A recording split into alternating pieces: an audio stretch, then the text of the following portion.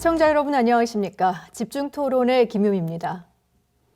지난해 2020년 대한민국 인구는 전년 대비 2만 838명이 줄어든 5,182만 9,023명으로 집계됐습니다.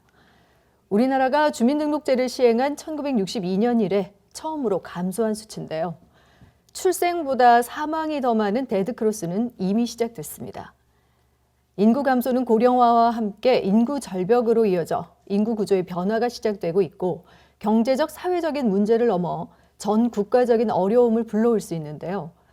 자, 오늘 이 시간에는 저출산의 원인과 함께 이 문제를 어떻게 극복할 수 있을지 그 방안에 대해서 이야기 나눠보겠습니다. 오늘 토론을 위해서 네 분을 모셨습니다. 먼저 김미경 광주 여성가족재단 대표이사 나오셨습니다. 어서 오세요. 네, 반갑습니다. 네, 다음 윤명심 인구보건복지협회 광주전남지회 본부장 나오셨습니다. 반갑습니다. 그리고 오경자 광주광역시 여성단체 협의회 회장 나오셨습니다. 어서 오세요. 네, 반갑습니다. 네, 마지막으로 김승희 광주대 유아교육과 교수 나오셨습니다. 네, 어서 오세요. 안녕하세요. 네. 자, 이렇게 네 분과 함께 오늘은 모두 여성 패널 분들을 모시고 이 저출산 위기 극복을 위한 방안에 대해서 좀 토론을 해볼까 합니다.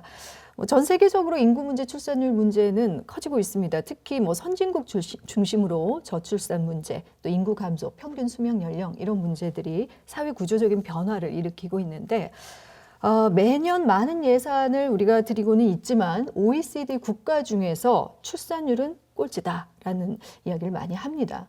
자, 그렇다면 대한민국의 지금 현재 출산율은 어떤 상황인지부터 먼저 좀 설명을 들어보겠습니다. 김미경 대표이사께서 좀 설명을 해주시죠. 네, 이제 저희가 흔히 얘기하는 출산율이라고 하는 거는 15세에서 49세 가임 여성들이 한 명당 출생하는 출생아 수를 의미하는 합계 출산율을 흔히 얘기하는데요. 네.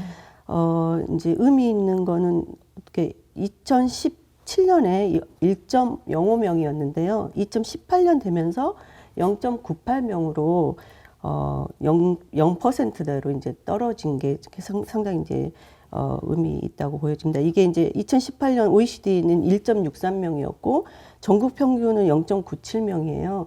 그러면 흔히 이제 쭉 지켜보면 전국 평균보다 광주가 0.01% 정도 포인트 낮은 이렇게 경향을 보이고 있습니다.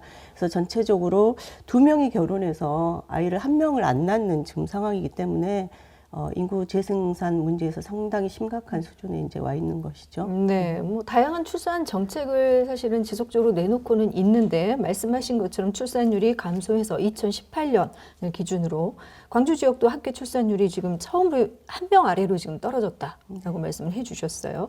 자, 조금 더 자세하게 우리 지역의 이제 출산율 문제로 좀 들어와서 윤명심 본부장께서 전남 지역의 출산율 비롯해서 좀 살펴주시죠.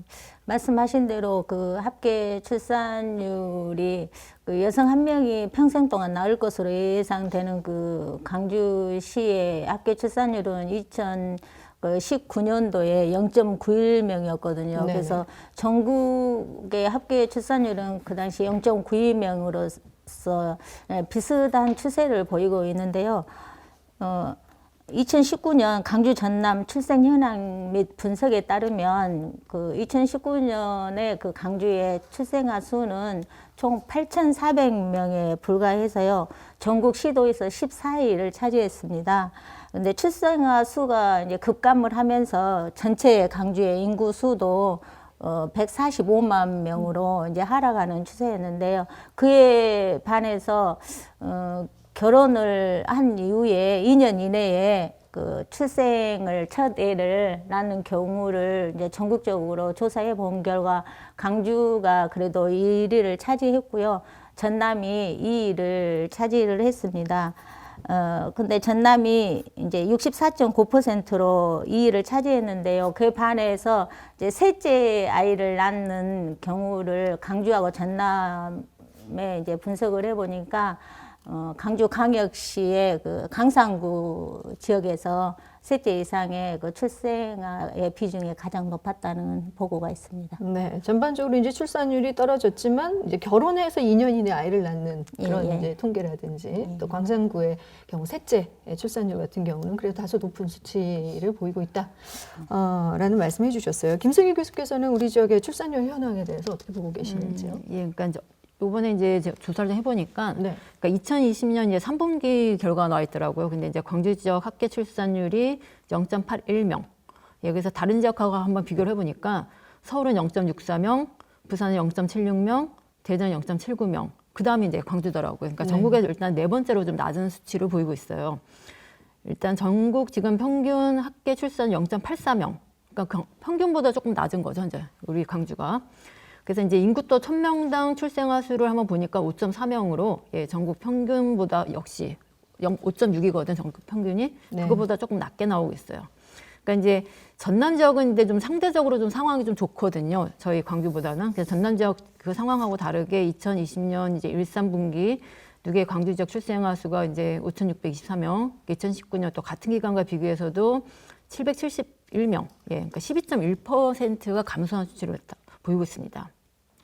그래서 이제 이런 수치가 이제 전국 17개 그 시도 가운데 인천 다음으로 이제 가장 예, 낮은 수치다. 예, 그래서 우리가 진짜 많이 감소하고 있다라는 거죠. 예, 인구 그 감소하는 속도가. 18년에는 1, 3분기가 7,133명, 그다음에 19년에는 6,395명이었는데 이제 그 감소하는 이 폭이 아주 굉장히 가팔라지는 예, 그런 현상을 나타나고 있습니다. 네, 뭐 다양한 통계 자료들을 말씀해 주셨지만 어쨌든 15세부터 우리가 49에서 가임 기간에 있는 여성 한 명이 평생 낳을 것으로 예상되는 평균 출생아 수가 한 명도 되지 않는다. 감소 추세에 있다라고 볼 수 있겠습니다. 그렇다면 이런 저출산 문제 물론 뭐 다양한 원인이 있겠지만요. 주요 원인은 어떻게 보고 계시는지 오경자 회장께서 먼저 좀 말씀해 주시죠. 네, 요즘에 실업난으로 인해서 소득이 불안정한 우리 청년층이 결혼과 출산을 연계할 수밖에 없는 상황들이 되고 또 취업이 안 되니까 경제적으로 독립하지 못해서 부모에게 의존하는 캥거루족이 청년층의 57%에 육박하다고 합니다. 그래서 갈수록 이 청년의 캥거루족 증가가 심각한 수준이고요. 또 여성들은 일자리 보존을 위해서 결혼을 연기하는 상황이 많이 발생을 되고 있는 것 같아요. 남성들은 가사를 도와준다는 개념을 가지고 있는데 도와준다가 아니라 함께 한다여야 된다고 생각을 합니다. 그래서 이 여성들이 독박 육아나 독박 가사 때문에 결혼을 하지 않고 아이를 낳지 않는 방향으로 많이 가고 있고요. 또 요즘에 국공립 보육시설이 부족하다라는 이야기를 많이 하고 있는데 국공립 보육시설이 부족한 게 아니고 강주에나 전국적으로 문 닫는 어린이집 유치원이 현재 1년에 2,000개가 넘어가고 있습니다. 그런데 자꾸 국공립 어린이집이 부족해서 아이들을 낳지 않는다고 이야기할 것이 아니라 문 닫는 어린이집이나 유치원을 국공립하고 맞는 지원을 해서 부모들이 근처에 있는 어린이집이나 유치원에 선택의 폭을 넓혀줘야 되는데 자꾸 국공립 어린이집이 부족해서 아이를 낳지 않는다고 이야기하는 것은 현실에 맞지 않다라는 생각이 듭니다. 그래서 지원을 다 똑같이 해서 어느 곳에나 부모가 가고 싶은 어린이집이나 유치원을 선택할 수 있도록 해줬으면 좋겠고요. 또 장시간 근로 때문에 삶의 균형의 갈등을 증대시켜서 여성들이 일하는 시간과 또 집에 와서 맞벌이 가정이 많기 때문에 집에 와서 또 일이 중복이 되다 보니까 아이를 낳는 것에 많이 기피하는 현상이 나타나는 것 같고요. 또 그래서 첫째 아이를 낳고 나면 너무 힘드니 둘째 아도 안 낳아야겠다라는 생각들을 많이 하고 있는 것 같아요. 그래서 그런 부분하고 육아휴직 제도에 있어서도 예전보다는 많이 좋아졌지만 아직도 남성의 육아휴직 제도가 좀 많이 필요하다 그런 생각이 듭니다. 네, 뭐 한 가지 문제가 아니라 취업, 결혼, 출산, 육아, 보육 여러 가지 네, 복합적인 맞죠. 문제들의 원인들이다라는 말씀을 해주셨는데요. 윤명신 본부장께서도 뭐 덧붙여 주시죠. 네, 주된 원인에 대해서 말씀해 주시죠. 우리가 저출산 대응을 위해서 여러 가지 사업을 하고 있는데 가장 제가 개인적으로 생각하는 것은 국민 인식 전환이라고 생각을 합니다. 과거에는 뭐 아이를 많이 낳는 것에 비해서 그때는 가족 계획이 쉽게 뭐 설득력이 있었는데 다양한 분야에서 경제적인 부분, 뭐 주택 문제라든가 인식 전환의 문제라든가 뭐 사회 경제적인 면 가치관의 문제, 일과 가정이 균형을 이루는 오라벨 문제, 양성평등 문제 등 여러 가지 측면에서 다양하게 접근을 해야 된다고 생각합니다. 네. 혹시 뭐 덧붙이실 말씀이 있으십니까? 이런 예, 저는 원인. 조금 좀 다른 얘기를 해보고 싶은데 네네. 일단 좀 패러다임이 변화하지 않는 거 이게 좀 문제라고 봐요. 그러니까 이제 현재 20, 30대는 좀 굉장히 자기를 중심으로 생각을 하잖아요. 그러니까 자신의 행복, 어떻게 하면 내가 좀 잘 살까 이런 이제 자신의 행복 축에 굉장히 초점을 두는데 우리가 계속 정부에서 뭐 인구 감소가 국가에 미치는 영향 뭐 이런 걸 얘기를 하잖아요. 그러니까 아이들은 그러니까 20, 30대는 나를 생각하고 있는데 계속 국가는 국가를 생각해. 너무 괴리가 큰 거예요, 이게. 네. 그래서 사실은 이제 이런 외적 측면에서만 이렇게 인구 문제를 바라보고 해결책을 찾는 게 아니라 그래서 이제 정말 그 20, 30대가 욕구가 뭔가, 그들이 생각하는 아이, 그들이 생각하는 삶, 그래서 20, 30대의 그 욕구, 개인적인 욕구에서 좀 출발을 해야 된다. 그러니까 우리가 너무 국가적인, 사회적인 이런 것만 생각하지 말고, 그래서 이제 근본적으로 좀 그 욕구에서 출발을 하는 게 좀 필요하다고 생각이 들고, 특히 이제 또 그 바라봐야 될 게 현재 20, 30대 그 부모 세대인 50대든 60대. 사실 근데 50대는 60대는 좀 어려운 시절에 좀 사실은 좀 살았잖아요. 지금에 비해서 훨씬 더. 그래서 이제 20, 50대, 60대는 좀 그런 욕구가 있었어요. 나는 좀 힘들게, 어렵게 살았지만 내 아이만은 좀 정말 고생 하나도 안 시키고 좀 잘 키워보겠다. 뭐 이런 식의 사실 욕구가 좀 있거든요. 근데 이제 그렇게 해서 20, 30대가 컸는데 20, 30대는 사실은 그런 식의 욕구는 없어요. 왜냐면 자기가 너무나 풍족하게 사실은 컸기 때문에 뭐 내 아이를 낳아서 나보다 더 이렇게라는 생각은 오히려 굉장히 좀 줄어든 거죠. 그래서 이제 그렇게 그 현재 애들이 그 20, 30대 같은 경우 뭐 나이가 들면 결혼하면 또 아이 낳고 기르는 거. 그러니까 이런 순서를 굳이 밟아가야 되는 게 너무나 당연하다고 생각됐던 50, 60대랑 다르게 지금 이런 걸 당연하지 않게 생각하는 거거든요. 그래서 전혀 다르게 우리가 20, 30대의 그 문제, 그들의 욕구, 여기를 좀 바라보는 게 필요하다. 그래서 이 패러다임 전환이 좀 필요하다 이렇게 생각이 듭니다. 네. 사회적인 문제이긴 하나 이게 이제 개인의 욕구, 어쨌든 출산의 당사자이고 결혼의 대상이 될 수 있는 어떤 그 당사자의 개인의 욕구 충족의 문제, 또 세대 간의 어떤 인식의 전환의 문제, 뭐 이런 부분들이 아주 중요하다라는 점을 짚어주셨네요. 인구 재난이라고 하죠. 인구 재난이 국가 경제에 미치는 충격은 정말 막대합니다. 생산 인구도 줄고 그만큼 이제 투자 소비가 위축이 되면 경제 성장률도 자연적으로 하락하게 될 텐데 저출산 고령화가 지속될수록 경제 규모 자체가 이렇게 줄어든다, 축소된다 해도 과언이 아닐 겁니다. 저출산 문제가 그럼 미치는 또 다른 영향들은 어떤 것들이 있을지 김미경 대표이사께서 좀 설명을 해 주시죠. 지금 우리 사회 산업 구조는 대량 생산, 대량 소비라고 하는 그 포도주의적 이 관점에서 이제 생산 체계가 이루어지고 거기에 맞는 이제 복지 시스템이 만들어진 거거든요. 근데 이제 출산을 안 하고 인구가 감소됨에 따라서 서구 사회에서는 이미 이 경제 시스템 자체도 이 포도주의적 방식의 대량 생산 방식은 이제 변화가 와야 된다라는 이제 지적이 계속 있었어요. 근데 이제 사실은 이제 뭐 계속 미루고 있었던 거죠. 이 방식, 저희가 화석 연료를 많이 사용하면서 지금 우리 현재 경제 방식 구조를 갑자기 바꾼다라는 게 굉장히 힘든 거잖아요. 네. 근데 어쨌든 인구 감소가 이렇게 이제 심화되고 또 우리가 코로나를 통해서 기후가 굉장히 이제 문제가 많이 생기면서 정말 패러다임 변화 뭐 여러 가지 이야기 하셨지만 굉장히 많은 변화가 있어야 될 것 같아요. 결국은 많이 만들어봤자 소비와 소비층도 없는 거고 네. 또 뭐 소비가 이제 감소하면 또 가격 하락에 뭐 실업 이게 다 연동되어 있는 문제이니까 뭐 기업이 파산되고 생산성이 하락되고 뭐 이렇게 이제 다 연동이 돼 있는 거잖아요. 그리고 뭐 이건 또 다시 뭐 부동산 문제라든가 저희가 지금 현재 기반으로 하고 있는 화석 연료에 기반한 이 포도주의적 방식의 생산 구조를 바꾸지 않고서는 저출산 문제라든가 다양한 문제를 절대 해결할 수 없다. 기후 변화 문제라든가 그리고 이제 저희는 또 한편으로 가족의 문제를 또 한번 생각을 해봐야 될 것 같아요. 네. 저희가 흔히 이제 그 저출산 문제 얘기할 때 가족을 어떻게 기능을 강화할 것인가 이런 얘기를 굉장히 많이 주로 집중적으로 하고 정책도 주로 거기에 집중이 돼 있는데 사실 이제 저희 사회도 이미 1인 가구가 절대 다수를 차지하고 있거든요. 그러면 1인 가구의 뭐 주택 문제 이야기도 나왔고 청년 실업 뭐 캥거루족 이야기도 다 나왔지만 1인 가구를 어떻게 정말 지원할 것인가. 그래서 이들이 정말 결혼할, 아까 20대 경향 굉장히 잘 얘기해 주셨는데, 결혼할 의지가 생길 것인가. 그러니까 아이나 키우기 좋은 환경. 그건 아까 경제 구조, 기후 환경, 이게 다 연결돼 있는 거잖아요. 네. 예. 그래서 저는 좀 이렇게 시야를 거시적으로 좀 총체적으로 한번 봤으면 좋겠다.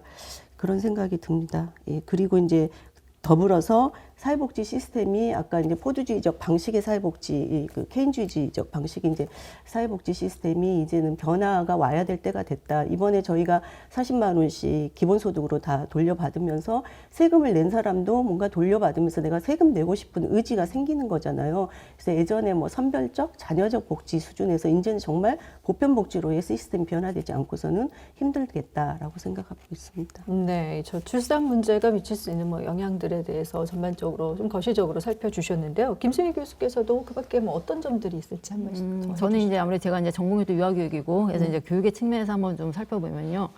일단 뭐 태어나는 아이가 이제 줄어드니까 아까 우리 또 저기 회장님께서 말씀하셨듯이 일단 문을 닫는 어린이집, 유치원 계속 매년 지금 엄청나게 증가를 하고 있거든요. 네. 그래서 이제 이렇게 이제 어린이집이나 이제 유치원이 일단 문을 닫으면 일단 거기서 일하던 교직원이 일자리를 잃게 되는 거고, 예, 그다음에 또 뭐 졸업하는 이제 또 4학년 아이들, 그러니까 저희 유아교육과 같이 이렇게 4학년 아이들 또 취업할 길이 또 막히는 거고, 그래서 바로 그냥 직격탄을 받아요. 그래서 이제 영향을 바로 받고 있고, 또 뭐 유아 관련 용품이나 뭐 교재, 교구 뭐 이런 또 시장도 줄어들고, 그러니까 계속 연쇄적으로 이제 이렇게 일자리가 줄어드는 거죠. 그다음에 이제 이렇게 초중고를 또 거치면 이제 대학교까지 이어져서 문을 닫는 학교가 이제 계속 많아지고 또 실업자 늘어난다고 보는데, 지금 당장 이제 올해 그 학령 인구가 감소되면서 이제 본격적으로 지방 사립대 같은 경우에 지금 아주 정원 미달 굉장히 심각하게 지금 나타나고 있거든요. 네. 그래서 이제 이 대학의 문제가 이제 또 지역 경제와도 연결이 돼서 뭐 이를테면 이제 뭐 교직원 인건비, 그다음에 뭐 학교 운영비, 뭐 학생 생활비 이런 게 이제 다 사실 쪼그라든다는 얘기가 되잖아요. 그러니까 소비가 안 되니까. 그럼 이제 그냥 대학이 사라지게 되고, 그리고 이제 지역이 결국 이제 소멸되는 걸로 연결이 됩니다. 그러니까 아주 우리가 지금 쉽게 볼 수 있는 예로 그 남원 지역에 있던 서남대학교 없어지면서 사실은 남원 지역이 거의 이렇게 초토화되는 그런 게 바로 이제 나타나거든요. 사람이 없으니까. 그래서 이제 이렇게 이제 인구 감소가 이제 지역 경제에 굉장히 많은 영향을 미치고, 그리고 일자리 감소로 이어지고, 그러면 또 뭐 세금도 당연히 줄어들고, 그리고 이제 뭐 일하는 사람이 사실은 이제 줄어들면 또 노동을 통해서 이윤이 창출돼야 되는데 이제 그게 안 되니까 나라 경제 굉장히 당연히 이렇게 쪼그라들고, 뭐 그냥 너무나 당연한 수순으로 이렇게 나가고 있는 것 같아요.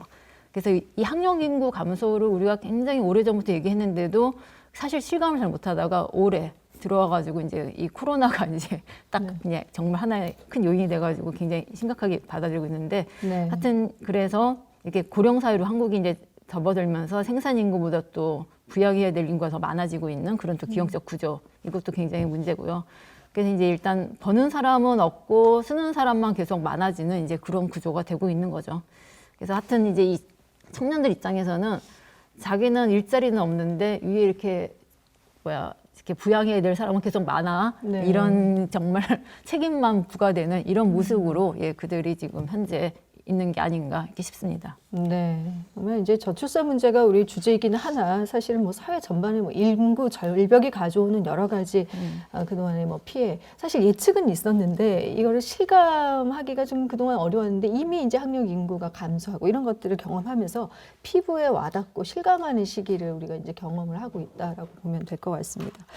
대한민국이 사실 1980년대 중반쯤에 저출산 사회에 진입을 했고 2000년대에 들어서 심각한 이제 사회 문제로 인식하게 되면서 정부가 출산 장려 정책을 내놓기 시작했는데요. 뭐 어떤 것들이 있었는지 윤명신 본부장께서 좀 설명을 해주시죠. 네, 이제 정부는 2005년도에 그 대통령 직속으로 저출산 고령사회 위원회를 설치를 했고요. 그 이후에 2006년도에 저출산 고령사회 기본 계획을 5개년 단계적으로 플랜을 세워가지고 지금은 이제 올해부터 제4차 이제 저출산 고령사회 계획하에 이제 이루어지고 있는데요. 이제 저출산 고령사회 기본법의 의미는 이제 세 가지로 요약을 할 수가 있는데요. 첫째는 저출산 고령화에 대한 인구 문제에 대해서 어떻게 대응할 것인가의 법적 근거를 마련했다는 것이고요. 이제 두 번째는 그 임신, 출산, 육아에 대한 교육과 또 여성의 사회 진출 확대로 인해서 일가정 양립에 대한 문제, 그리고 경제적 부담의 이제 경감 등 이제 사회적 영역으로 확대를 했다는 것으로 의미를 할 수가 있고요. 세 번째는 이제 고령자를 아까 이제 교수님께서 말씀하셨는데, 고령자를 이제 단순히 이제 과거에 그 부양의 대상으로 여기지 않고 신중년에 그 생활에 기반을 둔 그 생산적 주체로 의미를 두고 있어요. 그래서 이제 광주광역시 같은 경우에도 그 2008년도에 저출산 고령사회 기본법에 근거를 해서 출산 장려를 지원하는 이제 출산 장려 지원 조례를 이제 제정을 했고요. 또 2018년도에는 임신과 출산이 계속 더디어지고 있잖아요. 이제 여성들의 이제 사회적 진출로 인해서 이제 출산이 만 원일 때 결혼을 하게 되니까 이제 그래서 이제 난임이 또 이어지는 부분이고, 그래서 모부자 보건 조례를 지원을 하게 됐고요. 그래서 그걸 제정을 하면서 임신, 출산, 육아에 대한 이제 모부자의 모자 보건적으로 이제 접근을 하는 이제 근거를 마련을 했습니다. 전남 같은 경우에도 2019년도에 이제 모자 보건 조례를 이제 제정을 해서요. 민간 단체에서도 기업 등에서도 출산 장려에 대한 모자 보건에 대한 사업들에 대해서 지원하게 되는 이제 근거를 마련하게 되었습니다. 네. 이 정부의 출산 장려 정책, 그 평가를 떠나서 일단 지금까지 이렇게 계속되어 온 정책들은 저출산 고령사회 기본법이라든지 좀 전에 그 출산 장려 양육 지원에 대한 조례 등 법적 근거를 마련했다는 데 의의를 좀 둘 수 있겠다라고 설명을 해주셨는데요. 조금 덧붙여서 김미경 대표이사께서도 이와 관련해서 한 말씀 해주시죠. 네, 방금 이제 그 정부의 정책 중심으로 대책 말씀드렸고, 저는 이제 광주광역시가 어떠한 준비를 하고 있었는가 좀 설명을 드리면, 방금 윤명신 본부장님께서 언급을 하셨는데요. 2017년에 광주광역시 저출산 대책 및 출산 장려 지원 조례가 만들어져서 계속 좀 이제 내용을 보충 보완하면서 이제 개정을 해오다가 2020년 11월에 광주광역시 출산 및 양육 지원 조례로 이제 이게 아마 통폐합된 걸로 알고 있습니다. 그래서 처음에 출산 장려 지원 전에 2017년 내용은 지금 여협에서 하고 있는 손자녀 돌보미 사업도 이제 포함이 되어 있는데요.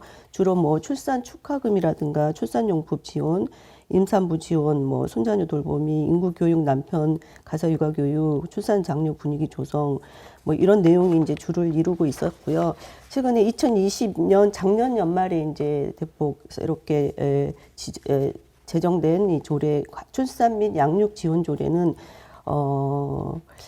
그 내용을 이제 포함하면서 좀 특이점은 이제 출산과 양육에 대한 영향 평가라고 하는 것을 실시해야 된다. 그래서 정부가 정책 수립 단계에서 사회, 경제, 행정, 보건 다 분야에서 이것들이 이 정책이 출산 양육에 어떤 효과를 갖는가, 이런 거에 대한 영향 평가를 해야 된다라는 거. 그리고 작년 연말부터 지금 시에서 출생 축하금을 저희 재단에서 이제 지원을 그러니까 받아가지고 네. 시에서 이제 지원을 했는데 올해부터는 이제 정식으로 각 구에서 아마 구에 이제 신청을 받으면 출생 축하금 100만 원씩 받는 거 이제 실행이 되고 있고요.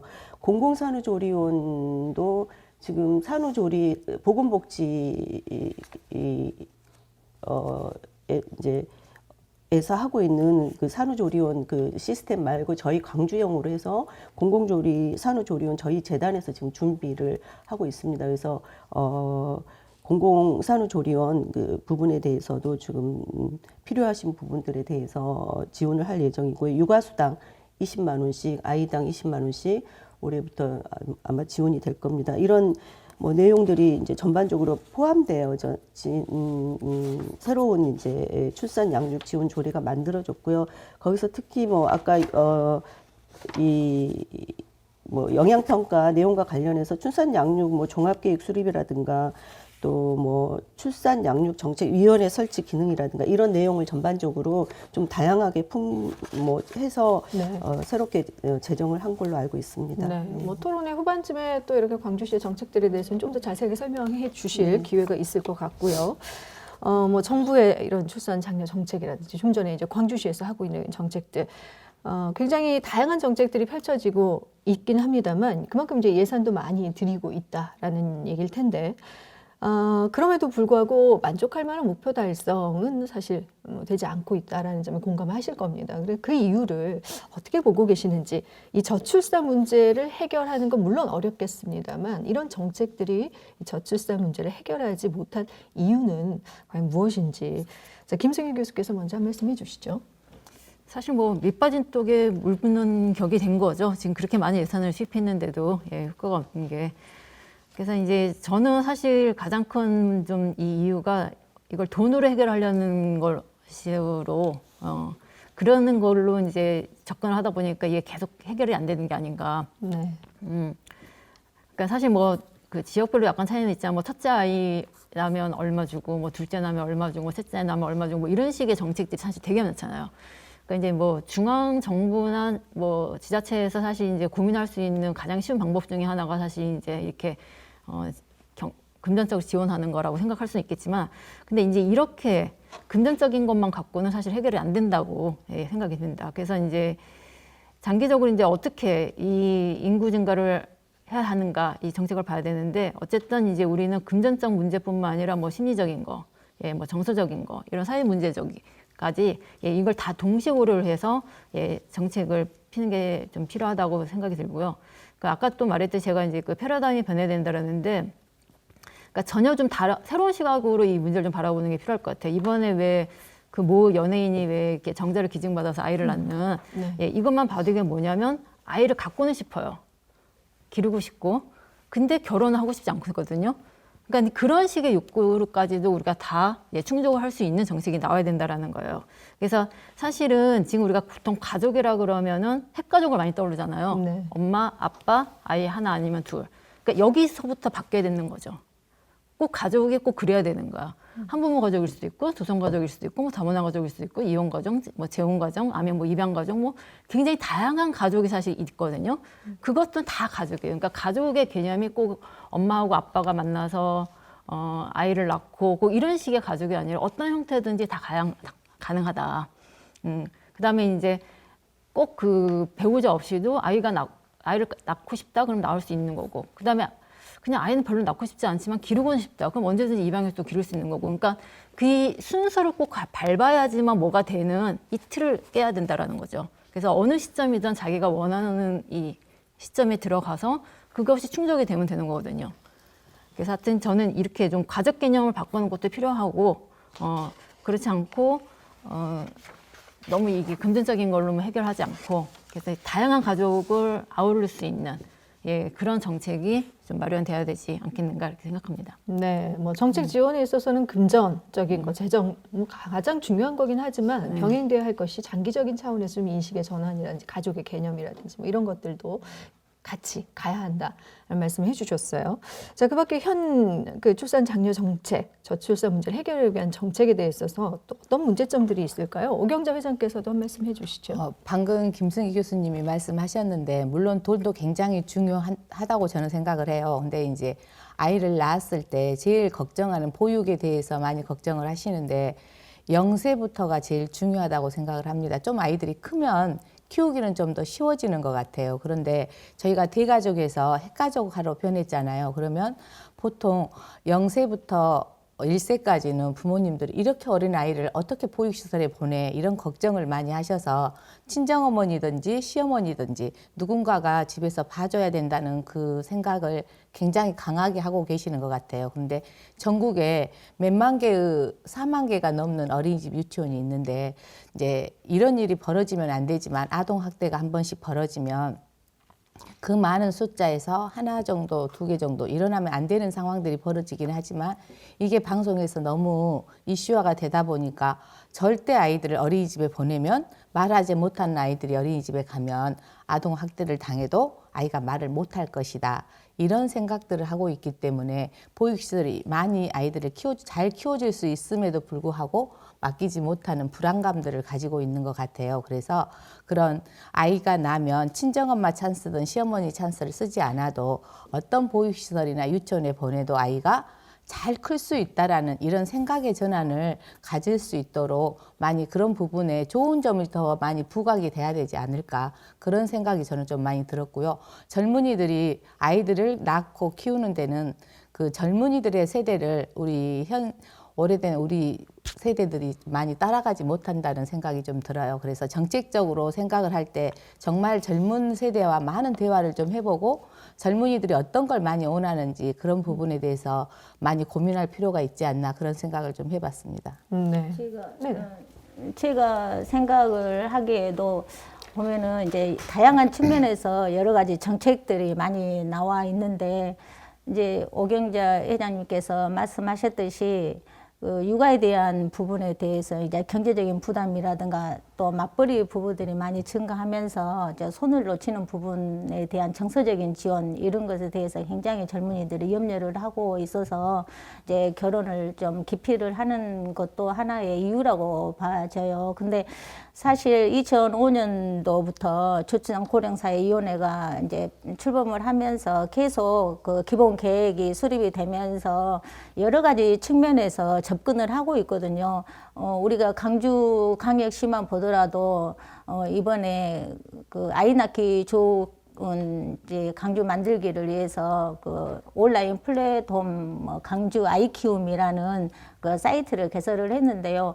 거기에서도 보면은 이제 맞벌이 부부가 이제 많이 증가를 하니까 그 입원 아동에 대한 그 24시간 돌봄 서비스 그리고 상담 그 응급 상황에 대한 그 부분 그리고 여러 가지 그 뭐 양육 수당이라든가 출산 축하금뿐만이 아니라 이제 돌봄에 대한 부분에서도 많이 접근을 하고 있다고 봐져요. 근데 이제 이게 많은 정책들과 지원 내용들이 많이 있는데 그 지자체별로도 있고 또 정부에서도 하고 있는데 실제로 내가 그 필요한 부분에서 어떻게 이용을 할 수 있는지 그 맞춤형 그 정보 시스템도 필요하다고 봐요. 그래서 한 곳에 그 아이 키움 강주 아이 키움에 대한 사이트를 정보를 해서 검색을 해서 내게 맞는 이제 상담이라든가 이런 것도 좀 필요하다고 봐지고요. 또 뭐 노동 시장의 이제 격차와 이제 불안정 고용 증가, 뭐 높은 이제 뭐 주택 이런 것 때문에도 이제 출산을 기피하고 있는데 정부에서도 많은 예산을 들인 만큼 다양한 측면에서 접근을 하고 있다 이렇게 또 해석이 되기도 합니다. 네. 뭐 다양한 얘기들 해주고 계신데 출산뿐만 아니라 보육의 문제, 뭐 이런 보육 환경 개선의 문제, 또 이제 정부에서 그에 맞춰서 또 하고 있는 정책들에 대한 얘기들도 해주셨는데 조금 더 같은 맥락입니다. 저출산 극복을 위해서 정책들을 이제 시행하면서 실효성을 확보하기 위한 방안에는 어떤 것들이 있을지 김미경 대표이사께서 좀 덧붙여 주시죠. 그 해결 안 되는 이유 말씀하시면서 이렇게 좀 가야 된다는 방향에 대해서도 같이 말씀이 나온 것 같아요. 네네. 근데 사실은 지금 저희 이제 재단에서 연구 기능도 있기 때문에 연구를 해보면 경제활동 참가율이 올라가면 출산율 낮아지고 성평등 지수가 낮으면 출산율 낮고 이혼율이 증가하면 출산율 낮고 1인 가구 증가하고 이제 이런 아까 이제 잠깐 언급한 복합적인 문제가 이제 사회 구조의 문제를 실효성 확보 방안 뭐 돈을 실효성이 있을까? 뭐 여러 가지를 지금 뭐 대책위원회도 만들고 조례도 제정하고 뭔가 실효성을 이제 이런 문제들을 해결하기 위한 방안으로 정부는 또 지자체도 내놓고 있는데 이제 잘 이제 안 되는 문제들이 있어요. 그리고 이제 저희 또 재단에서 이 아이나 키우기 좋은 광주 만들기 시장님 굉장히 저출산 문제에 관심이 많으시고 굉장히 지원을 많이 해주고 계십니다. 그 부분에 대한 사업도 지금 저희가 상당히 많이 하고 있는데 윤명신 본부장님께서 말씀하신 것처럼 아이 키움 통합 돌봄 정보 플랫폼이 작년 연말에 개통이 됐습니다. 그래서 거기에 그런 이야기를 해요. 엄마들은 정보를 너무너무 많이 알고 있다. 요즘 젊은 세대들은. 그래서 통합, 뭐, 김수인 교수님도 오셔가지고 자문도 해주시고 그러셨는데, 통합 플랫폼이 진짜 어떤 기능을 할 수 있겠는지 좀 실효성이 있을지 모르겠다. 근데 사실은 모든 정보를 다 찾아다니기 힘든 엄마들도 있어요. 네. 그러면 그냥 어디 들어가면 통합적으로 정보를 구할 수 있다. 맘카페 뭐 이런 데 가서 집중적으로 활동하시는 분들도 있지만 별로 그런 데 관심 없는 엄마들도 있거든요. 네. 그래서 저희 재단이 저는 그래요. 실효성은 없지만 저희가 아이들 키울 때 생각해 보면 정부 지원도 없었고 제도도 없었고 그렇지만 이 돈도 없었고 제일 뭐가 필요하냐 아이 낳으면 돈 달라고 해요 사실은. 그래서 뭐든지 해보는 게 좋다. 또 네. 제가 저도 학교에 있을 때는 뭐 언론적인 이야기 많이 하고 이상적인 이야기 많이 했는데 재단에 와서 또 경영을 하다 보니까 이제 현실적인 고민을 많이 할 수밖에 없는 것 같아요. 법, 제도, 뭐 조례, 또 위원회, 또 뭐 플랫폼 가능한 건 다 해보는 게 좋겠다 그런 생각입니다. 그래서 네. 저희 재단에서 하고 있는 거 잠깐만 설명을 드리면 이제 통합 돌봄 플랫폼을 만들어서 다양한 정보와 상담 기능을 이제 가지고 있고요. 또 입원 아동 돌봄 서비스가 상당히 지금 반응이 좋습니다. 이게 광산구에서 시작을 해가지고 광산구 차원이 아니라 전구 차원에서 이제 저희 재단에서 맡아서 하는 건데요. 이제 아이가 갑자기 입원하게 되면 부모님들이 이제 아이를 케어하기 힘드니까 저희가 보호사들을 파견해드리면 굉장히 반응이 뭐 거의 95% 이상 반응이 좋고 또 지금 저희가 아까 잠깐 말씀드렸는데 산후 공공 입원 아동 보호사처럼 산후 공공 이제 조리 서비스를 또 제공을 이제 이번 달에 거의 이제 맞추면 다음 달부터 아마 제공이 되지 않을까라고 지금 준비 중에 있습니다. 이외에도 굉장히 다양한 사업들이 있어서요. 네. 뭐가 됐든 해보면 좋겠다. 예, 이런 생각 갖고 있습니다. 네. 또 참고로 이제 그 대표이사님 말씀 중에 이제 생각나는 게 그 사실 정부에서도 그 정보 제공을 하는 사이트가 있거든요. 아까 말씀드렸듯이 이제 다양한 측면에서 접근을 하고 있다고 말씀을 드렸는데 이제 인구보건복지협회에서는 이제 아이사랑 사이트를 이제 보건복지부에서 운영하고 있는데 일부 이제 가담을 하고 참가를 하고 있거든요. 그냥 아이사랑 사이트에 보면은 이제 보육에 대한 그 신청도 들어 있고요.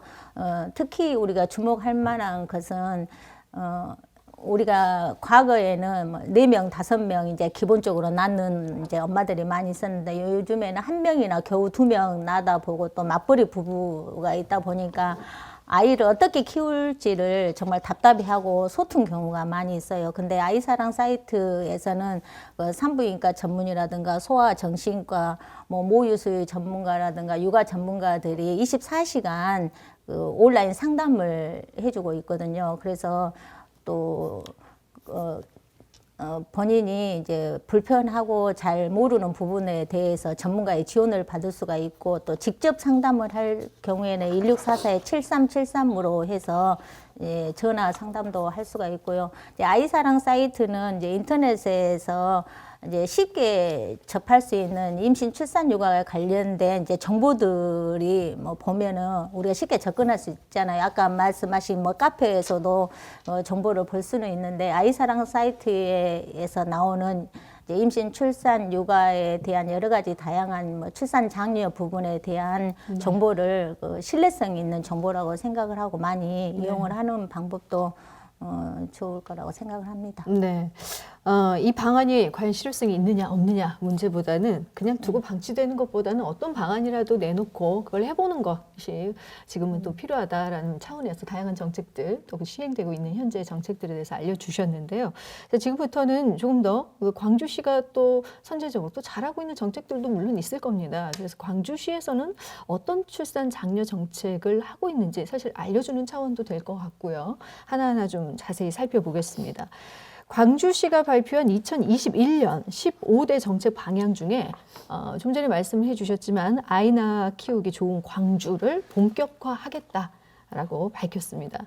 자, 광주의 출산 정책 추진 방향과 전략에 대해서 일단 기본적으로 좀 살펴보고 싶은데요. 김미경 대표이사께서 간단하게 이 관련해서 한 말씀 해주시죠. 네, 작년에 이제 아이 낳아 키우기 좋은 광주 만들기 본부를 시의 여성 가족 청소년에서 그러니까 국이 아니었어요. 정책관에서 또 국으로 승격을 했고 저희 재단도 여성 재단에서 여성 가족 재단으로 기능을 확대 개편하면서 정말 시는 지금 저출산 문제에 거의 뭐 사활을 걸고 엄청 지원을 하고 있습니다. 그래서 작년에 이제 이런 추진 협의체가 또 구성이 되면서 한 축으로 저희가 이제 제가 광주 여성 가족 재단 대표로 오면서 이 시의 저출산 문제, 아이 낳아 키우기 좋은 광주 만들기 이 본부를 이제 시에서 띄웠는데 그걸 지원하기 위한 키움 지원단이라는 조직을 만들었어요. 그래서 이제 저희는 그 안에서 아까 말한 그 통합 그 플랫폼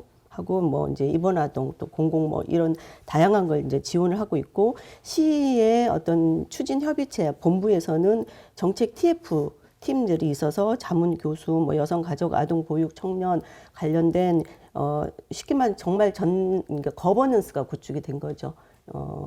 그렇게 이제 어떤 협의체들은 구성이 돼 있고요. 또 구체적인 내용은 지금 뭐 거의 조금씩 언급이 돼 있는데요. 네. 가장 이제 큰 것들은 뭐 청년 출발 지원이라든가 출산 행복 환경 조성이라든가 안심 돌봄 환경 조성, 부모 양육 부담 경감, 일생활 균형 환경 조성 뭐 내용은 너무 많아서 여기서 다 말씀드리기는 힘들 것 같고요. 네. 작년에 근데 되게 제가 이렇게 이거 준비하면서 다시 한번 리뷰를 싹 해봤더니 목표치를 거의 다 했더라고요. 작년 같은 코로나 상황에서도 시가 작년에 발족시켜서 작년에 목표로 했던 걸 사실 다 했어요. 코로나 초창기에 시장님이 공공기관장 회의 때 목표치를 바꿀 생각하지 말고 방법을 최대한 동원하라 해서 아니 아이를 입원을 안 시키는데 어떻게 애들을 입원 보호사를 파견을 하죠 했는데 결국 저희가 굉장히 작년 연말에 맡아서 재작년 연말에 맡아서 하면서 작년 목표치를 굉장히 많이 세웠거든요. 그럼에도 불구하고 코로나임에도 불구하고 다 목표치를 결국은 연말까지 했어요. 그래서 올해 또 이 목표치를 더 세워야 되나? 코로나 예상에서 그냥 제자리 해야 되나? 엄청 지금 그래도 조금 더 세워야지 이제 이러고 있는데요. 네. 굉장히 많은 계획이 있고 올해도 상당히 이제 많은 공공산후조리사부터 출발해서 많은 계획들이 있어서 관련된 내용이 나오면 좀 구체적으로 말씀을 드리도록 하겠습니다. 네. 대략적으로 이 정도 말씀드리겠습니다. 뭐 출산과 보육과 관련해서 또 광주시가 하고 있는 엄마들도 아이 키우기 편하게 하기 위한 다양한 정책들은 있는데 좀 전에 이제 청년들, 이제 결혼을 앞두고 있는 청년들의 생각, 이 청년들은 과연 이런 정책들의 마음을 얼마나 움직일지 이것도 이제 왜냐하면 잠재적인 엄마가 될 수 있는 부분이 있기 때문에 김승희 교수께서는 어떻게 보시나요? 청년들을 위한 출산 장려 정책에 대해서 말씀해 주시죠. 현재 그 광주광역시가 하고 있는 걸 좀 찾아봤더니 네네. 이제 일단 청년 그들이 지역을 떠나지 않도록 그러니까 어쨌든 여기서는 좀 최대한 편하게 정착할 수 있도록 네. 하는 그러니까 정착을 유도하는 것에 좀 초점을 두고 있고, 그다음에 이제 그들이 또 건강한 삶을 지원하고, 그다음에 이제 좀 세대 간 소통 같은 거 잘할 수 있는 이 소통의 장을 마련하는 데 초점을 두고 있더라고요.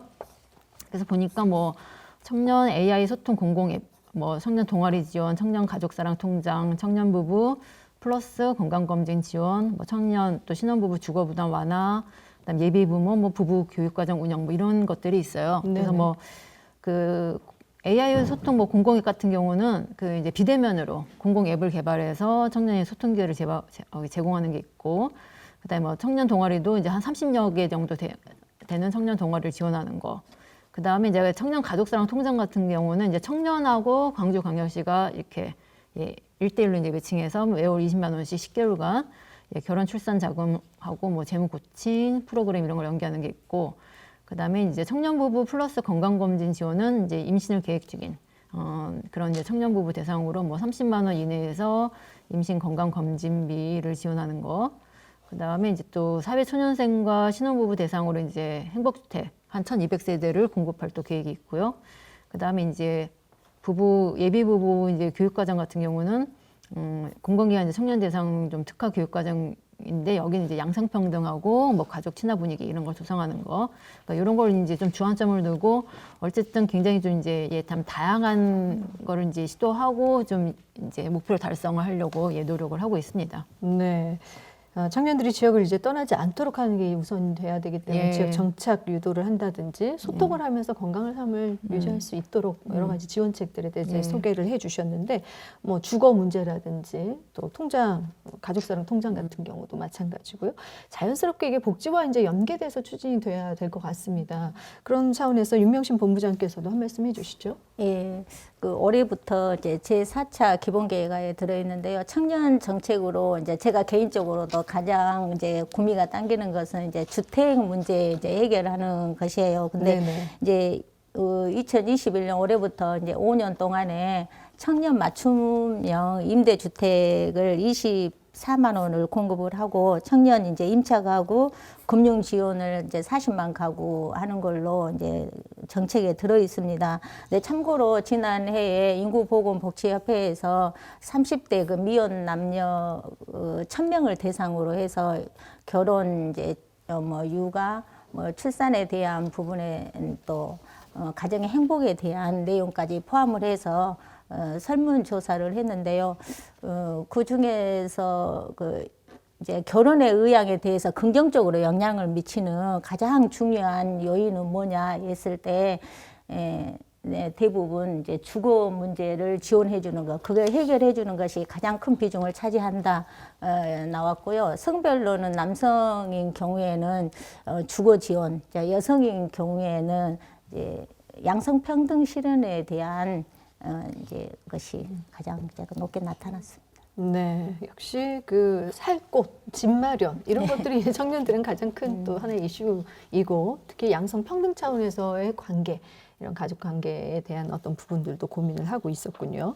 자, 저출산 대책 효율성 제고를 통해서 젊은이들의 출산이라든지 양육에 대한 자신감을 갖게 하는 것이 무엇보다 정말 중요해 보입니다.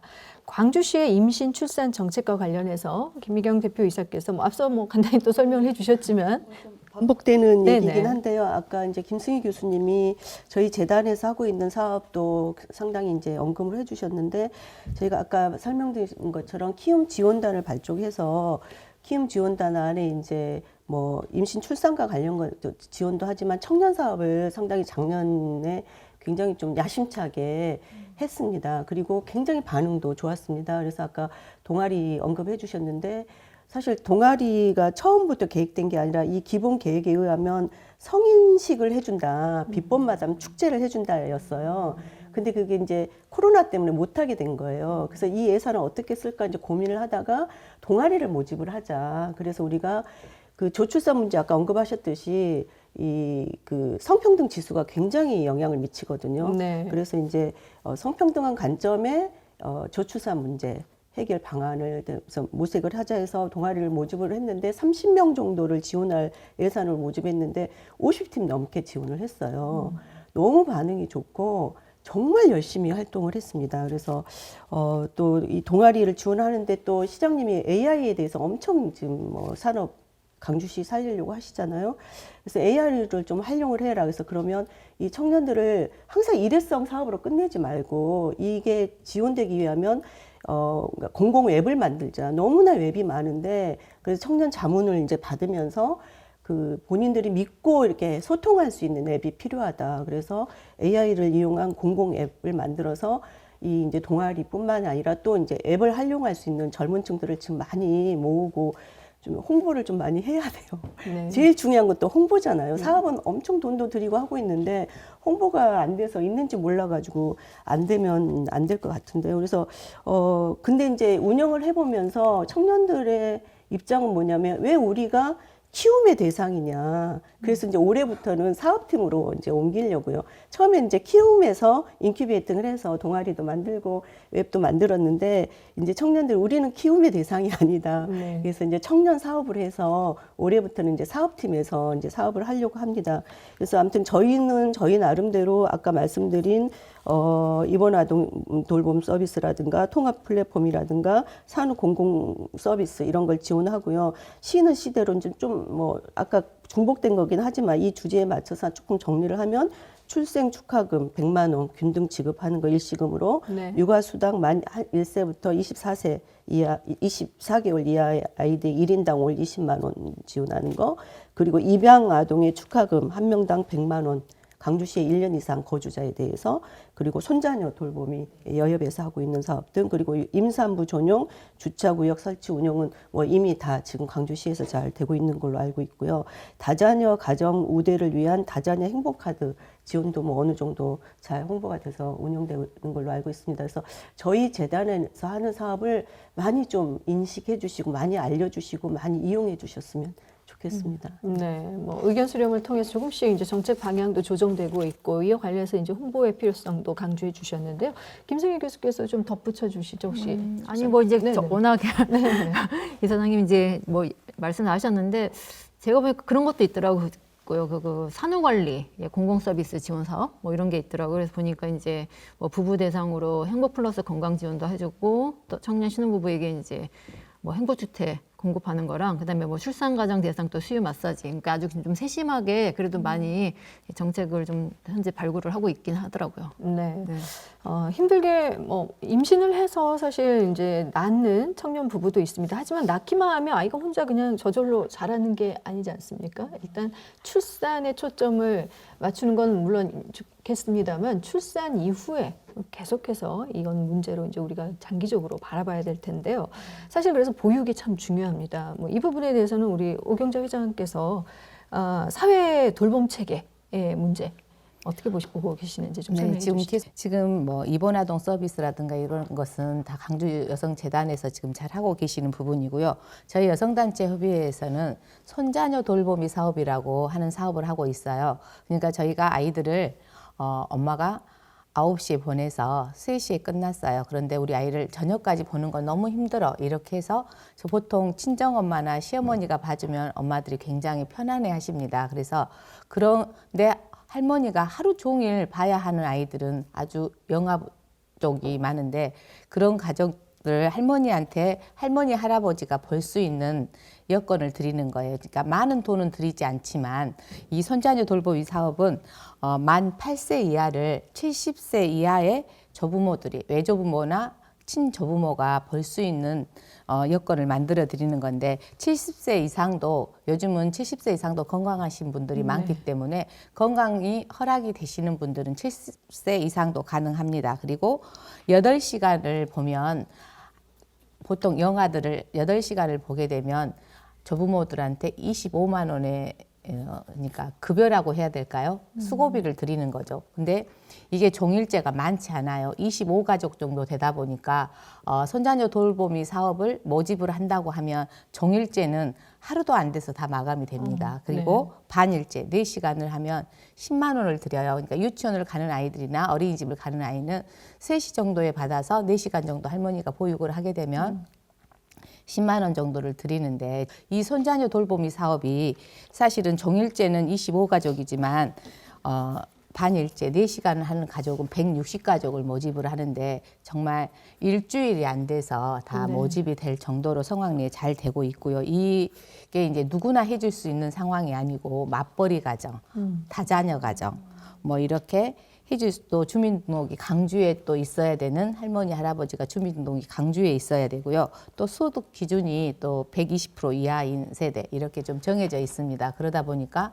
그냥 누구나 와서 하는 줄 알고 많이 찾아오셔서 다시 되돌아가시는 어르신들이 많이 계셔서 좀 안타까움을 불러일으키고 있는데 이런 부분들에 조금 더 확대가 돼서 조부모가 그냥 아이를 봐주면 맡기는 자식들도 좀 불편하긴 한데 그래도 정부에서 어느 정도 아이를 보고 이렇게 조금 지원금을 주시니까 맡기는 자식도 좀 덜 불편하고 봐주시는 할머니도 용돈이 좀 생겨서 조금 더 편안하게 갈 수 있는 제도가 아닌가 싶어서 손자녀 돌보미 사업이 굉장히 지금 활성화가 되고 있고 많은 관심을 갖고 있는데 그런 부분에도 좀 관심을 가져주시면 좋을 것 같고요. 또 우리가 항상 자녀는 남편과 엄마가 같이 함께 해야 된다고 생각을 하는데 남편들은 바쁘다는 이유로 사실은 아이들한테 시간 할애가 많이 안 되고 있어요. 그래서 저희 여성단체 협의회에서는 남편 참여 육아교실이라고 해서 아빠가 아이들하고 친해지는 계기를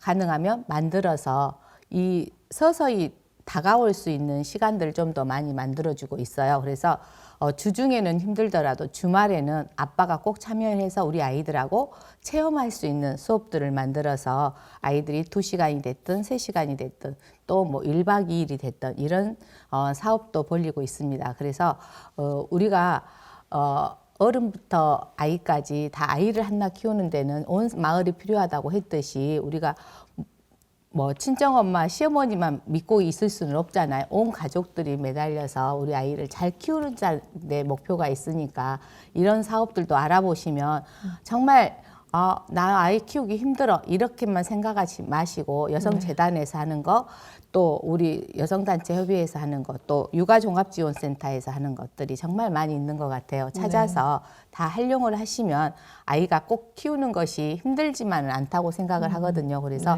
모든 방법을 좀 동원해서 우리 아이들을 좀 많이 낳아서 잘 키워보는 방식으로 가는 게 어떨까라는 생각이 듭니다. 네, 보육에 있어서 도움되는 될 수 있는 정책들에 대해서 아주 자세히 설명을 해주셨는데요. 들어보니까 뭐 자격 요건도 있고 사실 경쟁률이 굉장히 높다라고 하셔서 금방 마감이 되고 하셔서 뭐 이런 부분의 지원을 이제 받는 분들이 훨씬 더 확대돼야 할 텐데 그렇지 못해서 결국은 엄마가 일을 그만두게 되는 일이 또 생기는 것 같습니다. 경력 단절의 경우 여성이 출산한 이후에도 일을 하고 싶지만 아이 때문에 그런 지원도 받지 못한 엄마들은 그냥 내가 아이를 키우는 것이 낫겠다라고 선택할 수밖에 없는 그런 상황이 있을 수 있는데요. 자, 출산율 증가를 위해서 그래서 여성이 일과 육아, 생활의 이제 균형을 좀 이룰 수 있다면 아마 이 출산 장려에 좀 도움이 될 것 같은데요. 어떻게 보십니까? 김승희 교수께서 좀 이와 관련해서 한 말씀 해주시죠. 보니까 그런 게 있더라고요. 뭐 출산 휴가 기간 동안 이제 뭐 고용주가 부담하는 뭐 건강보험료 아니 뭐 4개월치 이런 거를 퇴직 적립금을 이제 고용주에게 지원한 뭐 임산부 근로자 고용유지 지원 찾아가는 또 뭐 노무 컨설팅을 병행해서 임산부 의자 뭐 발 받침대 뭐 이런 업무 공간을 계산하는 임산부 근로자 친화 환경 조성 지원 뭐 이런 것들이 사실은 많이 현재 추진이 되고는 있어요. 그다음에 뭐 가족 친화 인증 기업 확대를 유도하기 위한 가족 친화 인증 우수 기업 우수 사례 발굴하고 그다음에 가족 친화 직장 문화 정착을 위한 뭐 실천 지침 개발 모델 뭐 이런 게 많이 있는데 그래서 저는 이제 이런 그 일가정 균형을 위한 이런 식의 이제 정책도 정책이지만 기존에 있는 그 돌봄 서비스라고 할 수 있는 것들의 질을 높이는 데 조금 더 주안점을 두는 식으로 좀 정책을 좀 추가해야 되지 않겠는가라는 생각이 들어요. 그러니까 지금 이제 우리가 계속 그 일가정 양립하면 엄마들이 맡길 데가 없다라는 거를 많이 강조하면서 그 국공립 어린이집을 뭐 늘린다거나 계속 그러니까 뭐를 늘리는 거를 계속 얘기를 많이 하거든요. 근데 사실은 아까도 말씀했지만 맡길 데가 없는 건 아니에요. 충분하게 사실 많이 있고 근데 문제는 엄마 입장에서 봤을 때 좋은 곳을 맡기고 싶은 거죠. 좋은 곳. 그러니까 양질의 교육 서비스를 제공하는 곳을 엄마가 찾아야 되고 그다음에 실제로 그런 곳이 많이 옆에 있어야 되는데 엄마 입장에서는 그 양질의 교육 서비스 제공하는 곳이 없다라는 그런 것이 사실 불만이고 또 불안한 거 그런 거거든요. 그래서 어떻게 이 질을 높일 것인가. 그러니까 유치원이나 어린이집, 그러니까 돌봄을 담당하고 있는 그런 기관의 질을 높이는 문제. 그 우선적으로 이제 교사 교육이 가장 좀 우선이 되어야 될 것 같고요. 그다음에 지금 이제 뭐 지역아동센터나 다함께 돌봄센터 여러 돌봄을 좀 담당하는 기관들이 많은데 사실상 거기서 이루어지는 교사 교육이 굉장히 좀 미비하거든요. 그래서 굉장히 체계적이고 좀 장기적으로 교사 교육이 좀 이루어져서 실제로 질을 담보하는 것이 훨씬 더 중요하다. 그래서 계속 숫자를 늘리는 것이 아니라 기존에 있는 기관, 그다음에 인적 자원에 어떻게 질을 높일 것인가 여기에도 초점을 두고 우리가 좀 정책을 펴야 되겠다. 그러면 이제 이런 식의 일가정 균형이 훨씬 더 사실은 쉽게 이루어질 수 있죠. 엄마가 마음 편히 맡길 수 있으니까 엄마들도 일을 또 할 수 있고 이렇게 되니까요. 네, 일가정 균형을 이루기 위해서는 양적인 확대보다는 믿고 맡길 수 있는 질적으로 이제 좋은 곳을 선호하는 그런 부분들을 고려해서 정책이 이루어져야 한다는 말씀을 해주셨습니다. 자, 그밖에 이 저출산 문제는 사실 정말 장기적으로 봐야 한다라는 부분에서 많이들 공감을 해주셨는데 저출산 문제에 관련해서 제도를 좀 개선해야 할 부분이라든지 보완해야 할 부분들이 있다면 어떤 것들이 있을지 뭐 본인들의 어떤 그 또 연장선상에서 앞서 말씀해 주신 것과 오경자 회장께서 먼저 한 말씀 해주시죠. 저출산 문제가 계속 이야기되고 있지만 사실은 효과를 많이 못 보고 있잖아요. 그런데 이제 저희가 이제 젊은 여성들하고 이야기를 해보면 저희 영클럽이라고 여성단체협의회 영클럽이라는 단체가 있는데 영클럽은 20세부터 45세 가임기 여성들이 많이 되어 있는 단체입니다. 근데 거기에서 젊은 여성들과 이야기를 해보면 제일 염려되는 것이 항상 아이를 남편이 도와준다고는 하지만 독박 육아가 제일 힘들어하고 일을 하다가도 뭐 어린이집에 가야 되는 시간, 초등학교 1학년짜리가 학교를 끝나고 집에 오면 우리 아이는 뭘 하고 있을지 이런 걱정들에 항상 엄마가 더 조바심을 치지 아빠는 조바심을 좀 덜 내는 것 같아요. 그래서 뭐 하루는 외할머니가 와서 봐주고 하루는 뭐 친할머니가 와서 봐주고 막 이런 스케줄에 그 속에서 너무나 스트레스를 많이 받다 보니까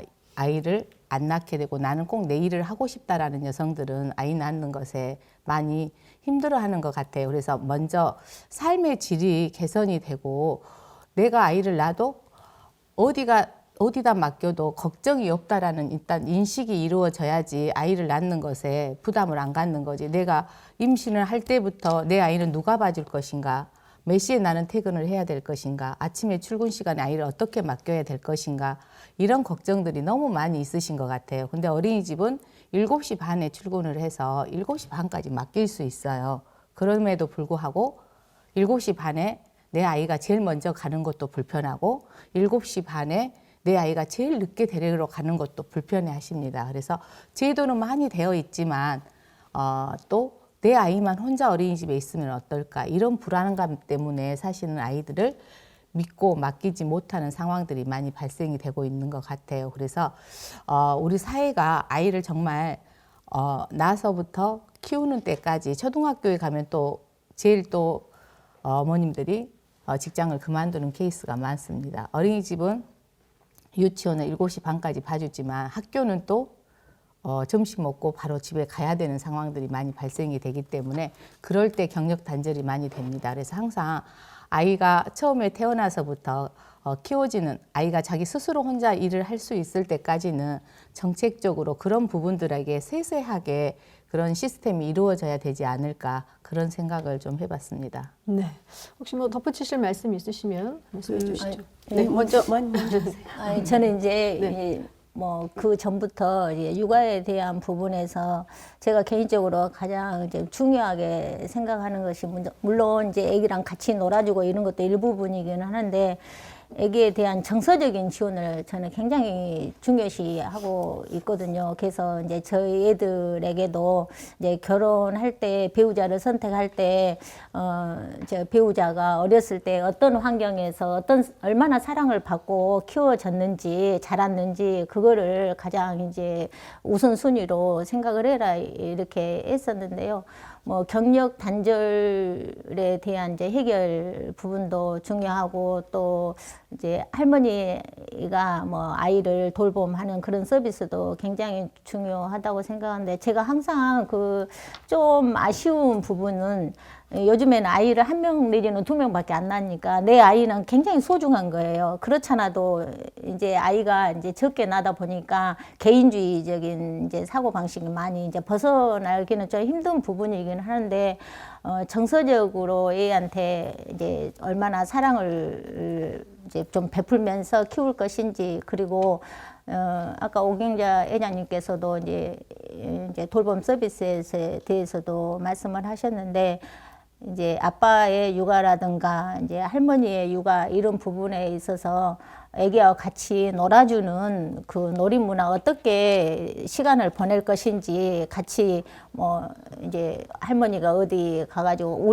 저도 애를 할머니가 키워주셨거든요. 그래서 굉장히 마음 편하게 이제 애를 키웠고 또 애정을 듬뿍 받아놔서 항상 감사하게 생각을 하고 있는데 놀이 문화에서 애랑 같이 친해질 수 있는 부분 그 애의 눈높이에 맞춰서 같이 뭐 간식을 만들어 준다든가 뭐 놀이를 같이 한다든가 이런 부분에 대해서 이제 좀 충족이 됐으면 정서적인 지원이 좀 되지 않을까 이런 생각을 또 해봤습니다. 네네. 제가 뭐 이제 독일어로 노동사회라는 개념이 있어요. 그러니까 우리 사회가 아까 뭐 포도주의적 방식의 뭐 사회복지 시스템 이런 얘기했지만 굉장히 노동 중심적인 이제 사회인 거죠. 산업 구조 속에서.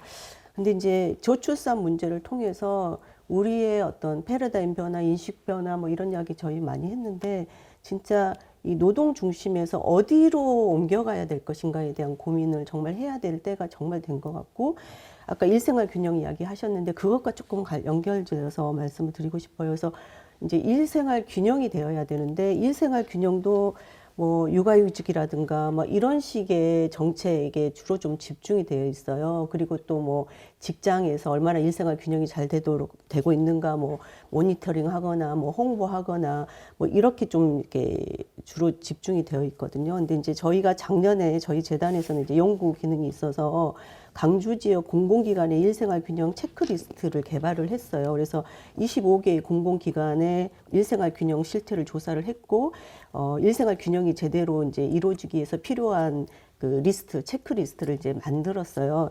근데 핵심은 이제 광주시도 아까 말한 이제 이 거대한 이제 계획 안에서 일생활 균형 사업도 있긴 한데 주로 이제 아까 말씀드린 것처럼 뭐 모니터링이라든가 교육 홍보라든가 이런 게 치우쳐져 있는데 일생활 균형이 이루어지려면 단순하게 직장이 예전보다 많이 변했죠. 예전처럼 뭐 산전후 휴가 나가거나 육아휴직하기가 힘든 게 아니라 이제는 누구나 쓸 수 있는 걸로 개선이 됐지만 노동 방식이 바뀌어야 돼요. 이 분업 구조가 바뀌어야 되고 노동 시간이 바뀌어야 되고 뭐 유연한 근무 뭐 이런 이제 지금 또 코로나 때문에 유연 근무 저희도 많이 하고 있고 한데 이게 코로나 때문이 아니라 정말 그렇게 바뀌어야 되는 거거든요. 사실은 제가 이렇게 처음에는 한국 생활에 이제 다시 적응하면서 이 코로나 시점에 업무라든가 생활이 굉장히 불편했는데 제가 처음에 독일에 유학 갔을 때 되게 불편했거든요. 한국식으로 살다가 독일은 노동조합의 역사가 어마어마하게 길잖아요. 그러다 보니까 5시면 다 끝나고 시장 볼 때도 없고 다 어둡고 뭐 술 한잔 먹으러 갈 때도 없고 이런 생활이 너무 불편했고 음식 문화나 뭐 여러 가지가 우리처럼 정을 나눠서 뭐 한솥밥에서 막 같이 숟가락 넣고 먹고 이런 문화가 아니라 딱 자기 것만 먹고 싶어도 숟가락 못 대는 그런 문화에 한 또 10년 적응하고 또 한국에 와서 또 적응하는데 힘들고 또 한국에서 적응하다 보니까 코로나에 다시 적응하는 게 힘들고 그랬는데요. 뭐 다른 나라가 이상적이다는 게 아니라 정말 우리가 살아가는데 기본이 뭔가 노동, 가정, 사랑 뭐 다양한 거에 대해서 이 시점에서는 정말 진지하게 고민이 좀 필요하다는 생각이 듭니다. 네, 일과 가정 균형을 위해서는 어떻게 보면 이제 노동 업무 방식의 변화가 뭐 진짜 코로나 상황뿐만 아니라 이런 부분들이 이제 변화가 됐었어야 했다라는 차원의 이야기도 덧붙여 주셨는데요. 어떻게 보면 뭐 여러 가지 앞으로의 그 저출산 위기 극복을 위한 그 방향성들을 좀 제시를 해준 것 같습니다. 또 한 가지 문제 중에 그 미혼모 문제를 우리가 또 한번 그 얘기를 좀 나눌 필요성이 있을 것 같아요. 아이를 키우고 싶은 부모가 사회적인 편견이나 뭐 경제적 어려움 이런 이유 때문에 포기하는 일이 생겨서는 안 되겠죠. 그래서 미혼모 등 다양한 가족 형태를 인정하는 열린 사회, 좀 전에 앞서 말씀도 해주셨지만 김승민 교수께서 자 그런 부분과 관련해서 좀 더 덧붙여서 좀 설명을 해주셨으면 좋겠습니다. 네. 아니 뭐 현재 정책이나 뭐 제도가 좀 있긴 해요. 한부모 가족을 지원한다던가 뭐 청소년 한부모 아동 양육 뭐 자립 지원 미혼 부자 뭐 초기 지원 이렇게 해서 좀 이렇게 크지는 않지만 계속 이런 지원이 이루어지고는 있는데 어찌 됐든 인식 변화가 더 시급하죠. 그러니까 사실은 엄마가 혼자 키워도 상관없고 아빠 혼자 키워도 상관없고 할머니가 키워도 되고 그러니까 사실 누가 키우는가가 사실 중요한 게 아니잖아요. 가족이라는 것이 꼭 아까 말했듯이 그런 핵가족이 아니라 사실은 같이 살 수 있는 사람이면 되는 거잖아요. 같이 동고동락하면서 희노애락 나누면서 살면은 사실 다 누구나 가족이고 그다음 그 속에서 아이가 크는 거고 그다음에 아이가 꼭 사실은 엄마 아빠가 아니어도 누구든지 아이는 키울 수가 있는 거거든요. 그러니까 기관에서 키울 수 있는 거고 그냥 아니면 진짜 뭐 그 할머니 할아버지 아니면 양부모 누구든지 예 얼마든지 동네 뭐 할머니 할아버지일 수도 있고 누구든지 키울 수가 있는데 하여튼 그런 이제 관점 예 그래서 그 사실은 미혼모나 미혼부 같은 경우도 보면은 그 사회적 비난이 두려워가지고 내놓지 못하는 경우도 많고 그래서 떳떳하게 못 키우는데 그러니까 그런 인식을 바꾸는 게 훨씬 더 급하죠. 그래서 어떤 형태의 가족도 다 가능하다. 그리고 사실은 이제 우리가 지금 다문화 사회여서 다양성이라는 얘기가 요즘 많이 나오고 있는데 이 문화 다양성을 수용하는 거 이거 사실은 우리가 이제 정말 선진국이 되냐 그렇지 않느냐의 갈림길이라고 볼 수 있거든요. 그래서 이 문화 다양성 어떻게 수용하느냐. 그래서 어떻게 살건 간에 삶의 형태 어떻든 간에 그걸 다 우리가 다 인정하고 존중하고 그러면은 아이도 얼마든지 편하게 낳을 수도 있고 아니면 남의 아이를 기를 수도 있고 굉장히 다양한 형태의 가족이 형성이 되면서 쉽게 그냥 예, 오히려 이 인구 감소가 아니라 인구 증가로 나갈 수 있지 않을까 생각을 합니다. 네, 가족의 형태, 다양화, 또 다문화, 문화의 다양성 이런 것들을 우리가 인정해야 하는 것을 강조해 주셨는데요. 오경자 회장께서도 한 말씀 덧붙여 주시죠. 제가 이렇게 봉사를 다녀보니까 생각보다 복지시설이 굉장히 잘 되어 있더라고요. 뭐 미혼모 가정, 그래서 요즘에 미혼모가 아이를 키울 수 있는 집을 지원받아서 할 수 있는 곳도 있고 아이들이 보육원에서 자라도 18살이 될 때까지 방과후까지 다 하는 그런 수업들이 아주 잘 되어 있었어요. 제가 네네. 우리나라 이렇게까지 복지가 잘 돼 있나 이런 생각을 해봤었는데 그런데 항상 안타까운 것은 있는 것 같아요. 저희가 그 저소득층을 항상 기준을 잡을 때 네네. 그 서류상으로 이렇게 잡다 보니까 정말 그 서류상으로는 저소득이 아니지만 삶은 저소득보다 더 못한 층들이 너무 많이 있는 것 같아요. 그렇게 사각지대에 있는 사람들은 전혀 서류상으로 안 된다고 해서 지원을 거의 못 받고 있는 그러니까 뭐 한 끗 차이라고 하잖아요.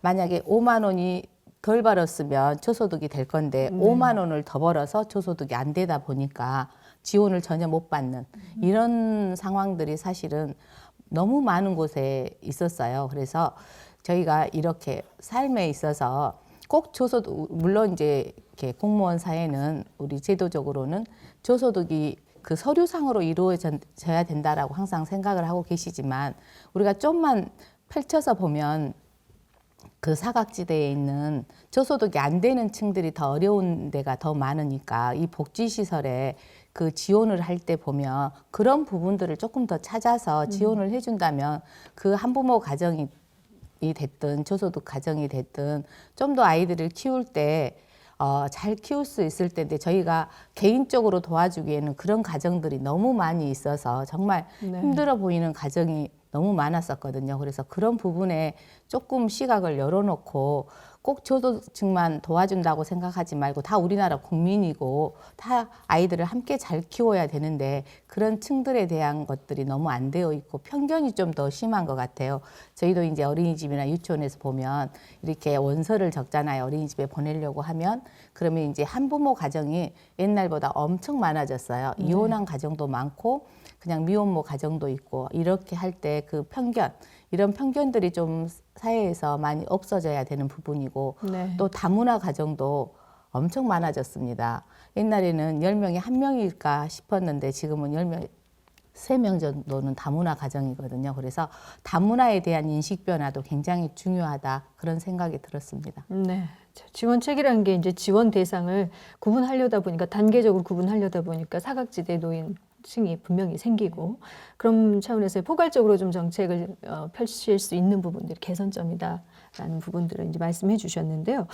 뭐 예를 들면 특수고용직이나 자영업자 등에 대한 출산 장려 정책을 뭐 이렇게 조금 더 맞춤형으로 지원을 한다든지 이런 부분에 대해서 김미경 대표이사께서 좀 부가적으로 설명해 주시죠. 지금 특수고용직 자영업자 이제 이런 경우는 고용보험 미적용자라고 이제 볼 수가 있는 거죠. 네. 그래서 정부가 2018년 이제 7월에 저출산 핵심 정책 추진 방안에 뭐 8개의 이제 정책을 제안을 했는데 그 중에 하나가 고용보험 미적용자에 대한 출산 지원금을 이제 개선을 하겠다 해서 특수고용중 단시간 근로자, 자영업자에게 올 50만 원씩 3개월 지급하는 내용이 들어가 있습니다. 그래서 조금 그 외의 내용은 이제 다 모두 보편적으로 이제 적용되는 부분들인데, 그러니까 그 사각지대 부분들을 정부 나름대로 조금씩 메워가는 방식으로 지금 준비를 하고 있는 것 같습니다. 네. 출산 휴가 급여 등 특수고용직과 자영업자 등에 대한 출산 장려 정책에 대해서 이제 앞에서 언급해 주셨는데요.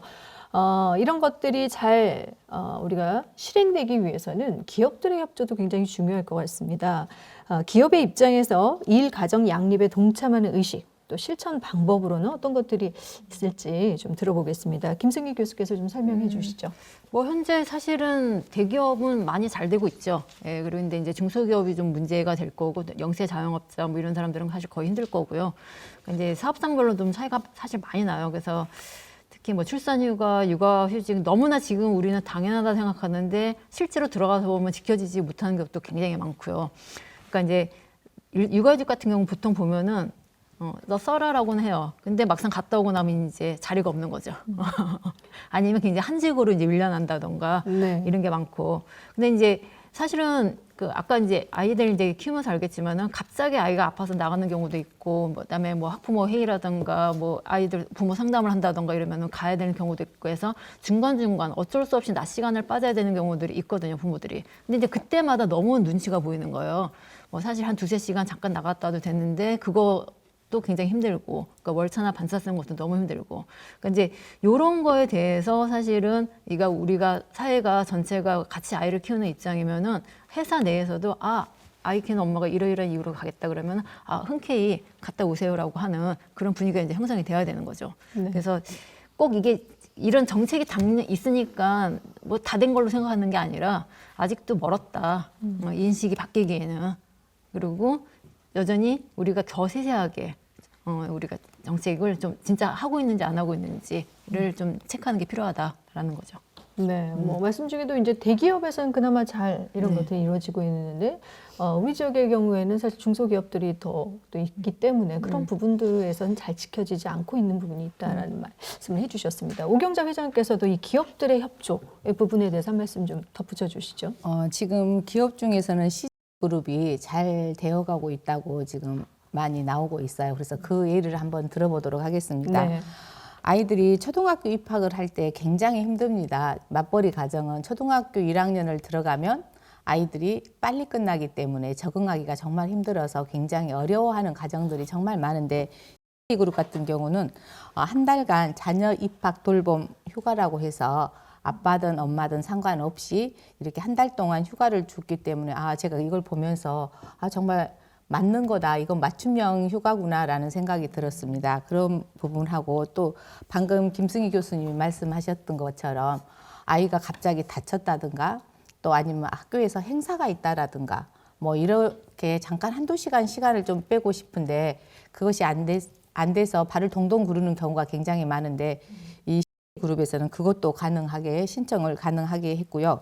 또 출퇴근 시간을 자유롭게 조정 가능하게 했고 또 뭐 주말에나 우리가 이제 일은 안 시킨다고 하지만 문자를 한다거나 뭐 이렇게 하면 하루 종일 쉴 수가 없잖아요, 사실은. 그런데 이거를 이제 C집에서는 안 하게 했다고 해요. 그래서 저희도 어린이집이나 유치원을 보면 부모님들이 주말에도 카톡을 하십니다. 그러면 쉴 시간이 없잖아요, 교사들이. 네. 그래서 그런 부분들은 조금 이렇게 학부모 입장에서 궁금한 것이 물론 많겠지만 지양을 좀 해야 되지 않을까. 그래서 쉴 때는 푹 쉴 수 있도록 여러 기업처에서도 그렇게 해줬으면 좋겠고, 물론 중소기업에서도 그런 부분들이 조금 많이 지켜지는 그런 이제 물론 대기업들은 직원이 많다 보니까 그렇게 하기가 쉽다고 하지만 사업주의 생각의 차이인 것 같아요. 사업주가 어떤 변화된 생각을 가지고 있느냐에 따라서 충분히 편의를 좀 봐줄 수 있는 그런 여건이 될 거라고 생각을 합니다. 그래서 사업주들이 조금은 생각의 변화를 가져줬으면 좋겠다라는 바람이 있습니다. 그런 이제 의미에서 이제 정부에서도 그 직장 내에 그 출산 친화 사회 분위기 환경 조성을 위해서 사회 연대를 추진을 하고 있거든요. 그리고 이제 2007년부터 인구보건복지협회가 이제 가교 역할을 하고 있으면서 강주와 전남의 이제 민간 이제 기업들 직장들이 이제 50여 개가 참여를 하고 있거든요.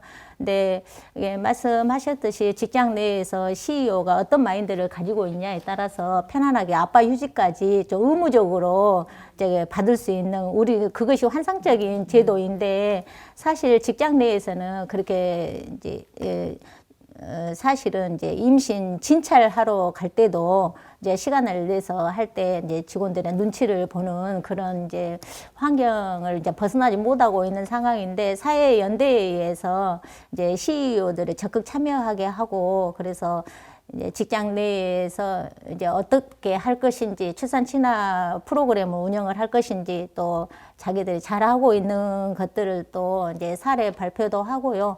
또 다 같이 모여서 정기 회의라든가 또 인식 개선에 대한 캠페인 등을 연중 계속 하고 있습니다. 네. 자, 지금까지 뭐 말한 것 이외에도 지역 사회에서 해줘야 할 것들도 분명 있고요. 또 사회적인 인식 개선도 여러 번 강조해 주셨듯이 필요하리라는 생각이 듭니다. 이런 부분과 함께 미처 오늘 말씀 못하신 부분들이 있다면 마무리 말씀으로 좀 듣겠습니다. 먼저 김승희 교수께서 마무리 말씀해 주시겠습니다. 뭐 저는 이제 그 뭐 아이나 키우기 좋은 광주 그 정책도 그렇고 뭐 다 좋은데 그 좀 아이의 관점이 좀 빠진다는 생각이 들어요. 아이의 관점. 그러니까 사실은 다 엄마의 입장에서 임신, 출산, 육아를 얘기하고 있잖아요. 근데 아이의 관점에서 그러니까 내가 아이라면 내가 지금 태어난 아이라면은 정말 살기 좋은 환경인가라는 생각을 좀 해봐야 될 것 같아요. 아이 관점에서. 그러니까 사실은 아이가 살기 좋은 환경이 돼야지 아이를 낳아 기를 수 있는 거거든요. 그래서 내가 지금 태어난다면 정말 이 환경이 좋은 환경인가? 내가 아이라면 뭐가 바뀌었으면 좋을까? 이런 식의. 그래서 아이의 관점에서 이 정책을 좀 새롭게 다시 한번 좀 바라보는 게 필요하다 이렇게 생각을 합니다. 네. 다음 김미경 대표이사께서도 마무리 말씀 제가 해주시죠. 아까도 언급했듯이 출산율에는 여성의 경제활동 참가율, 성평등 지수, 이혼율 이런 것들이 다 그러니까 영향을 미친다고 말씀을 드렸고요. 어느 정도 영향을 미치냐면 2012년에 합계 출산율이 1.3일 때는 경제활동 참가율이 54.3%였어요. 근데 2018년에 0점대로 97로 내려갔을 때 59.6%, 60%대를 그러니까 이렇게 그래프상 이렇게 차이가 나요. 네. 그래서 여성들에게 경제활동 참가해라 이렇게 푸시하는 것도 있지만 또 우리가 그래서 뭐 일가족 양육 지원 정책 이런 것도 하나 하고 있지만 제일 중요한 거는 이 이혼율, 경제활동 참가율, 성평등 지수 이거는 정말 우리 사회가 성평등한 사회인가 저는 그게 핵심이라고 보여지거든요. 그래서 일가족 양립이라든가 일생활 균형이 이루어지기 위해서 또 아이들이 이제 잘 자랄 수 있는 강주를 만들기 위해서 정말 성평등한 이 지역 환경이 되어져야 되는 게 저는 핵심이라고 보고 광주 여성가족재단은 그 성평등한 광주 공동체 만들기 위해서 열심히 연구하고 사업하고 노력하겠습니다. 네. 다음 임명신 본부장께서도 마무리 말씀해 주시기 바랍니다. 아이를 낳고 키우는 것이 오로지 여성만의 몫이 아닌 이제 남성 그리고 온 국민이 관심을 가지고 동참하여서 그 여기저기에서 건강한 아이들의 웃음소리가 울려 퍼지도록 힘을 모아야 할 때입니다. 한 아이를 키우려면 온 마을이 필요하다는 이제 아프리카 속담이 있습니다. 일과 가정이 균형을 이루는 오라벨 문화가 정착이 되고 또 건강한 사회가 유지된다면 저출산 그 문제도 회복이 되고 대한민국의 미래도 더욱 밝아질 것으로 생각이 됩니다. 네.